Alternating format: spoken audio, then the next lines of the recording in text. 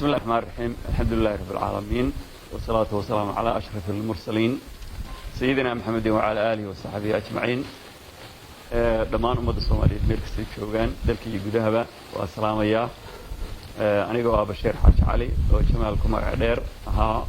مشرح مدحويني دولة جمهورية الفدرالية في الصومالية سنة كان وهرين وحان هالكن شركة شرائد وقبتي marka hore inaan u mahad celiyo Allah subhanahu wa ta'ala doorashadii inuu dhameeyay si nabadgelyo ah oo dimuqraadiyada oo xalay ay ku soo dhamaatay si guul ah taas waa mid talabaad waxaan hambalyo iyo bogaadin u direeyaa madaxweynaha cusub ee tubnaad ee Soomaaliya ee la doortay mudane Xasan Sheekh Maxamuud oo si aqlabiyada xalay oo aan goobjoog ka ahaa goobtii lagu doortay oo aan mugdi lahayn ku soo baxay kuna noqday madaxweynihii xubnaad ee Jamhuuriyadda Federaalka ee Soomaaliya waxaan Ilaahay uga baryaa xilka culus ee miisaanka leh in uu u fududeeyo ummadda Soomaaliyeedna waxaan ka codsanayaa mid mucaarada iyo mid maxaafidaba in lala shaqeeyo madaxweynaha cusub inta kadib waxaan umahad celinayaa dhammaan ummadda Soomaaliyeed meel kasta joogaan oo doorka weyn ka qaatay sidii Soomaaliya dawladnimadeeda curdanka ah aan loo dimin lahayn oo ay u garab istaageen oo ay hareeraha uga istaageen si looga midho dhaliyo Soomaaliya in xukunkeedu isu bedelo si dimuqraadiyada oo nabadgelyo waxaan mahad gaar ah u celinayaa dhammaan taageerayaashaydii muddada sanadka iyo 6 bilooda garab taagnaa haday tahay dhaqaalo haday tahay maaragtay niyad haday tahay orod sidii aan maaragtay aan u noqon lahaa madaxweynaha Jamhuuriyadda Federaalka Soomaaliya waxaan idin leeyahay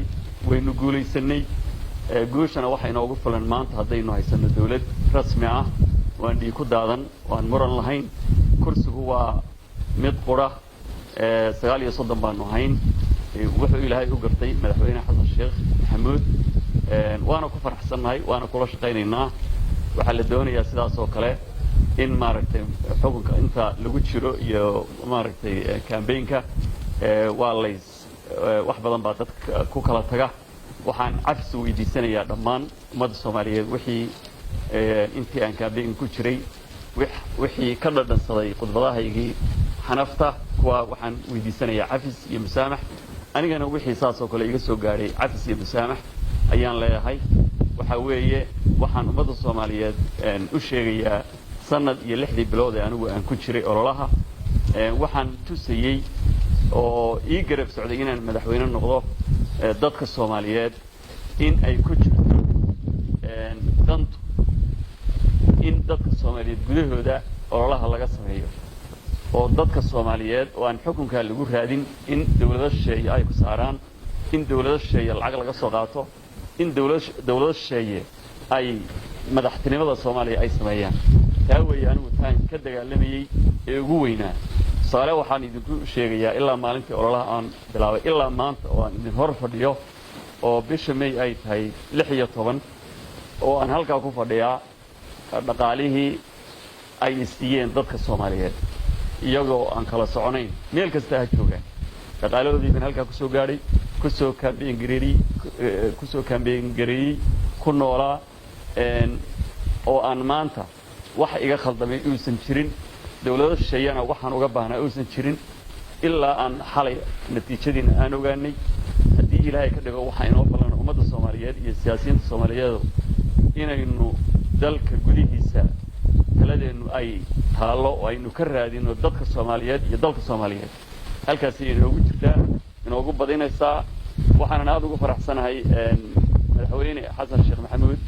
oo ah nin wadanaya horeyna madaxweyne dalka ugu soo noqday ahna nin maaragtay dalka